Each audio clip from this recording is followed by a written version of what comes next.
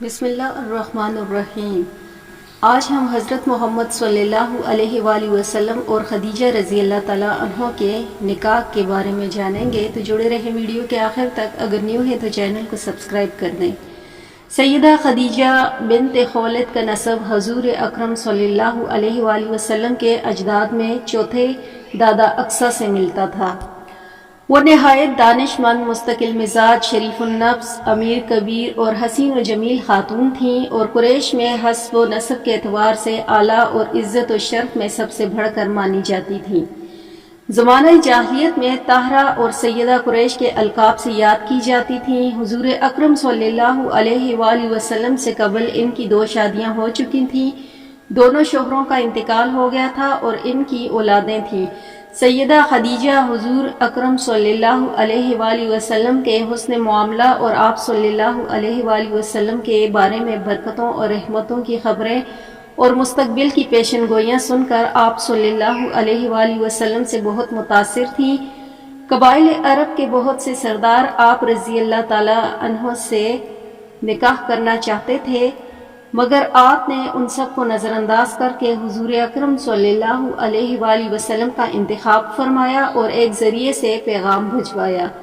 حضور اکرم صلی اللہ علیہ وآلہ وسلم نے فرمایا کہ میرے پاس شادی کے لیے مال و دولت نہیں۔ پیغام لانے والی نے کہا کہ اس سے آپ کو بے نیاز رکھا جاتا ہے اور آپ صلی اللہ علیہ وآلہ وسلم کی خدمت میں مال و دولت، حسن و جمال اور عزت و شرافت کی پیشکش کی جاتی ہے۔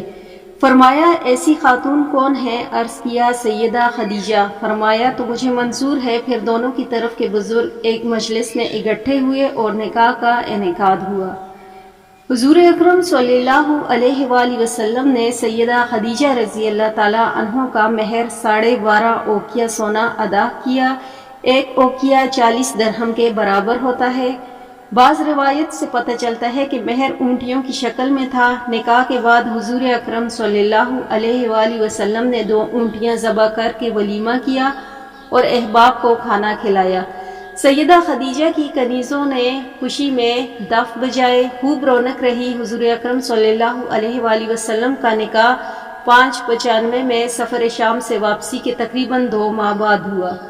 حضور اکرم صلی اللہ علیہ وآلہ وسلم کو سیدہ خدیجہ رضی اللہ تعالیٰ عنہ سے بہت محبت تھی۔ وہ سب سے پہلے ایمان لانے والی خاتون تھیں۔ حضور اکرم صلی اللہ علیہ وآلہ وسلم نے فرمایا کہ خواتین جنت میں سب سے افضل خدیجہ بنت خولد، فاطمہ بنت محمد، مریم بنت عمران اور آسیہ بنت مزاحم فرعون کی زوجہ ہیں۔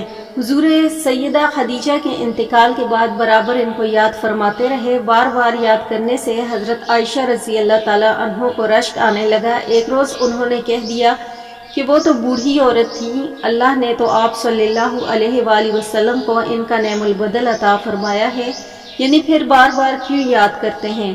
حضور اکرم صلی اللہ علیہ وآلہ وسلم نے جلال میں جو کچھ فرمایا، اس سے بڑھ کر سیدہ خدیجہ رضی اللہ تعالیٰ عنہ کے لیے کوئی خراج عقیدت نہیں۔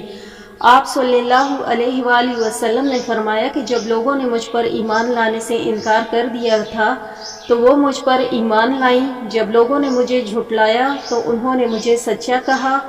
جب لوگوں نے مجھے معاش سے مرحوم کر دیا تو انہوں نے اپنے مال سے میری مدد فرمائی۔ جب اللہ نے دوسری بیویوں سے مجھے اولاد سے محروم رکھا تو ان سے مجھے اولاد عطا ہوئی۔ سیدہ خدیجہ رضی اللہ تعالیٰ عنہ سے حضور اکرم صلی اللہ علیہ وآلہ وسلم کے ہاں اولاد ہوئی۔ بیٹوں میں عبداللہ اور بیٹیوں میں رقیہ، زینب، ام کلثوم اور فاطمہ ہیں۔